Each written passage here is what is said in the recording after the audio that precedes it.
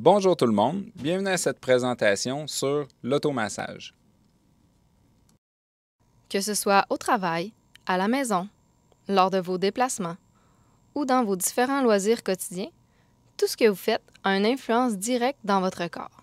Bien évidemment, tous n'auront pas le même niveau d'impact, mais de façon générale, cela entraînera des adhérences entre les différentes couches de vos tissus et générera des tensions musculaires et des raideurs. Si vous n'en prenez pas soin, elles entraîneront une restriction de vos amplitudes articulaires et généreront des compensations sur les structures avoisinantes. Tout ceci créera une surcharge dans votre corps qui peut apporter de la douleur et éventuellement conduire à une blessure. L'automassage sera donc un excellent moyen de vous en libérer. Premièrement, voyons voir qu'est-ce que l'automassage. L'automassage est une méthode relativement simple et efficace. Elle vous permet de déverrouiller votre corps et de ramener de la fluidité dans vos mouvements. C'est un excellent outil d'autogestion et d'entretien de votre corps. Toutefois, cela ne remplacera jamais les services d'un professionnel tel qu'un massothérapeute, physiothérapeute ou encore un ostéopathe. Maintenant, voyons voir qui peut tirer profit de cette méthode.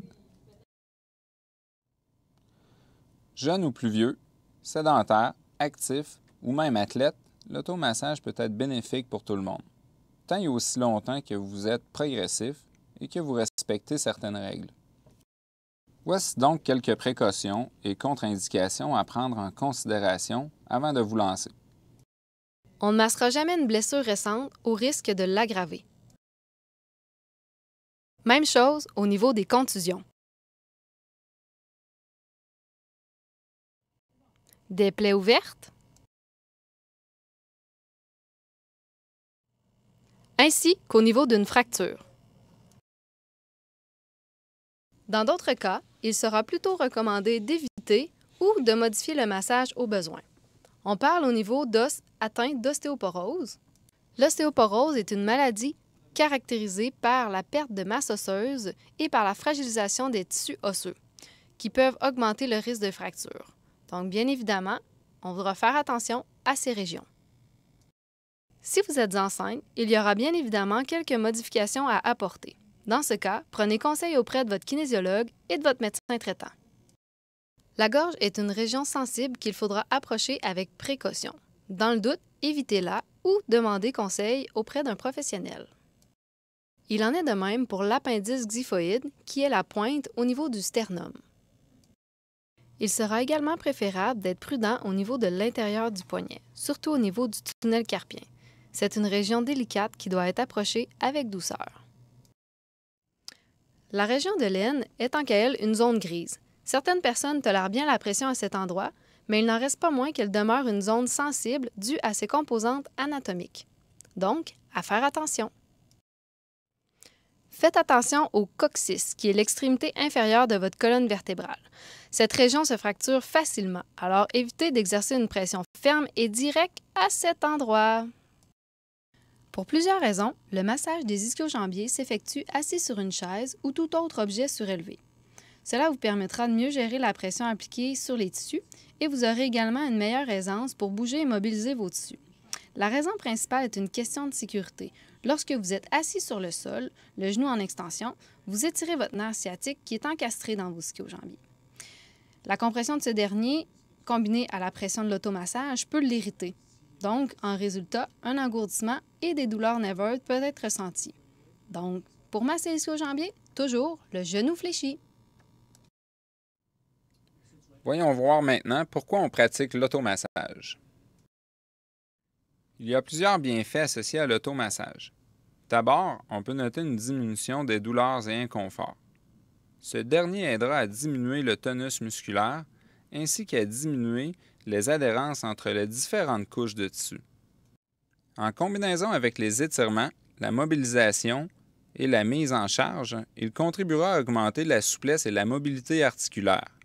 Grâce à tout cela, il aura un effet positif sur votre posture et dans vos gestes de la vie quotidienne. Il contribue à réduire les effets du stress. Il favorise la détente en apaisant le système nerveux. De ce fait, il peut améliorer la qualité de votre sommeil et aidera à maximiser votre récupération. Tout ceci contribuera également à diminuer vos risques de blessures. Quand le pratiquer? On peut l'utiliser avant l'entraînement à l'intérieur de notre échauffement afin d'activer la circulation sanguine, d'éveiller la proprioception et d'améliorer la conscience corporelle. Suite à l'entraînement pour favoriser la récupération. On peut aussi l'utiliser lorsqu'on se sent tendu ou raide. On peut observer deux sortes de tensions.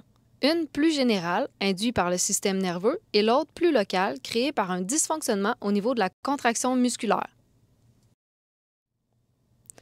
Ce sont les points gâchettes, ou communément appelés un nœud. Les points gâchettes peuvent provoquer de la douleur à son origine ou la projeter dans une région avoisinante, comme sur l'illustration de droite. Et finalement, simplement pour se relaxer et se détendre. Il existe plusieurs sortes d'accessoires et d'outils pour réaliser l'automassage. Voici ce qu'il faut savoir pour bien les choisir afin de vous masser facilement et efficacement. Le choix de votre accessoire de massage va en grande partie dépendre de la zone du corps à masser et de l'intensité que vous voudrez donner au massage. Rappelez-vous que la progression et l'écoute de soi sont essentielles pour un automassage optimal. Voyons voir les différentes options qui s'offrent à vous. Plus le matériel est gros, plus il couvre une grande surface. La pression est donc moins concentrée et le massage plus doux. Au contraire, plus il est petit, plus le massage sera précis et possiblement plus intense ou plus profond.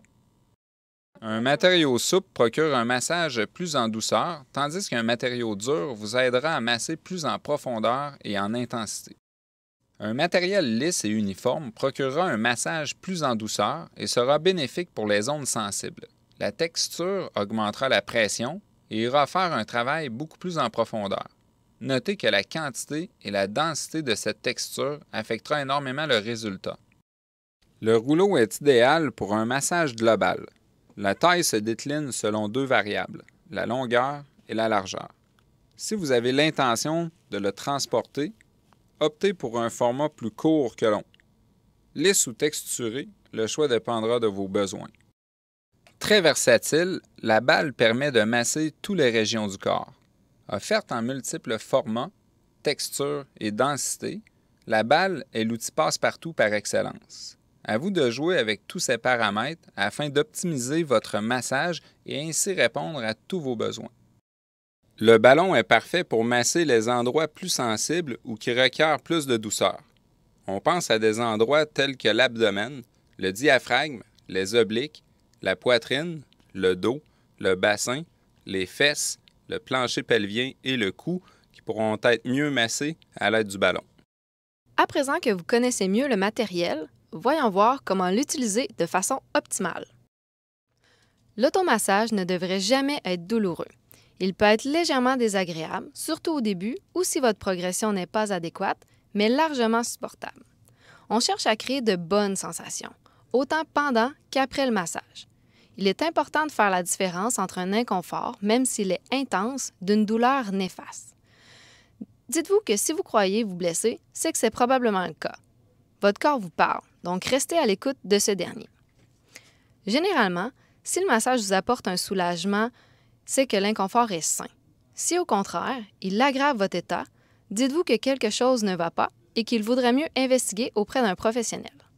On veut rester loin des mauvaises sensations. Finalement, allez-y doucement et lentement.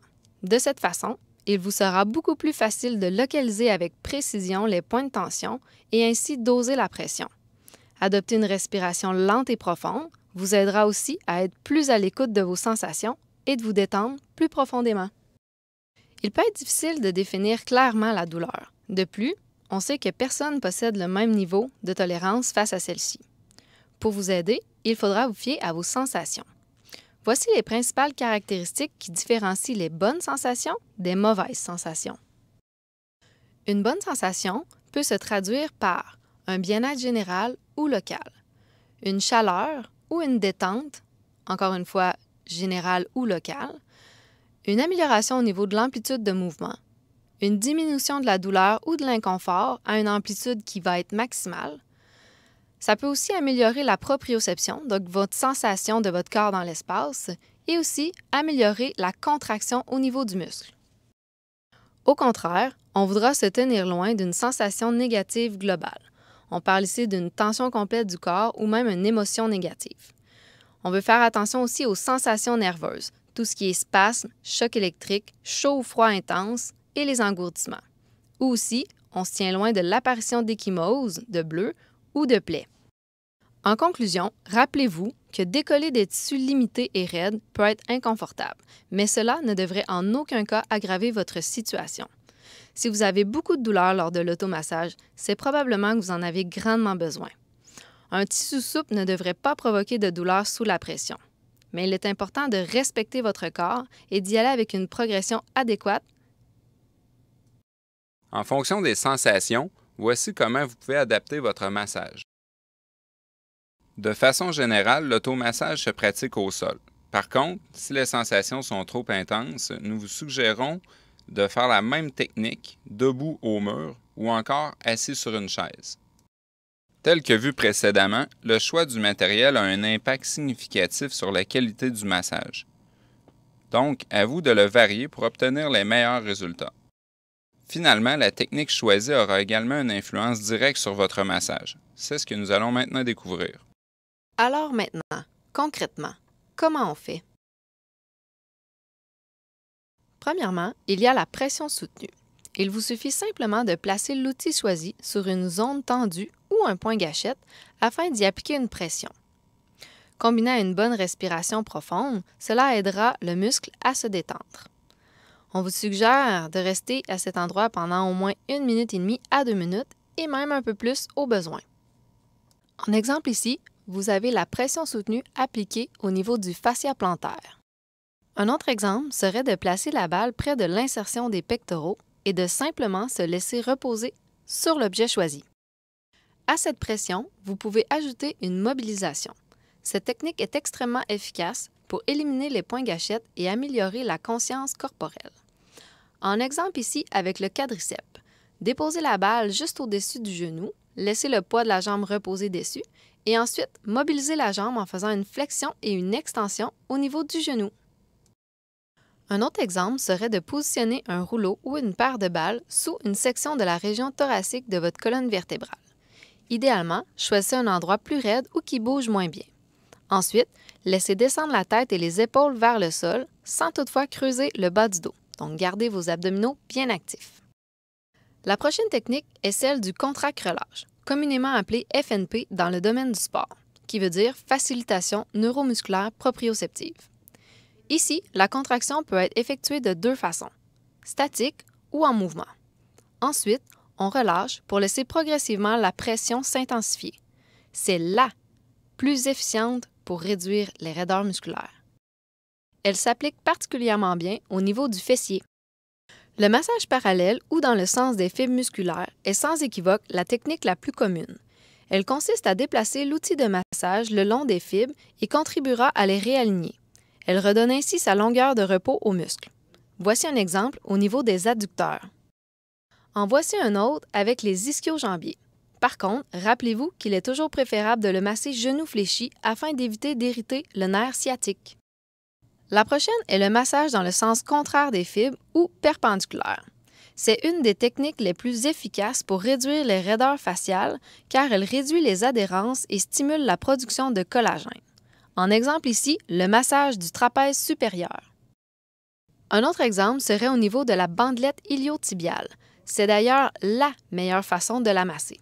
Cela optimisera son fonctionnement sans altérer sa fonction de stabilisation. Nous terminerons avec la technique la plus douce, soit la pression avec torsion. Cette dernière favorise la détente globale, l'hydratation ainsi que la proprioception. Voici un exemple sur les muscles extenseurs de la main. En conclusion, vos résultats dépendront beaucoup plus de la fréquence que de l'intensité de vos massages. Idéalement, on suggère un minimum de 10 à 15 minutes tous les jours et d'au moins 2 minutes ou plus par région au besoin. Donc, la clé du succès est la régularité.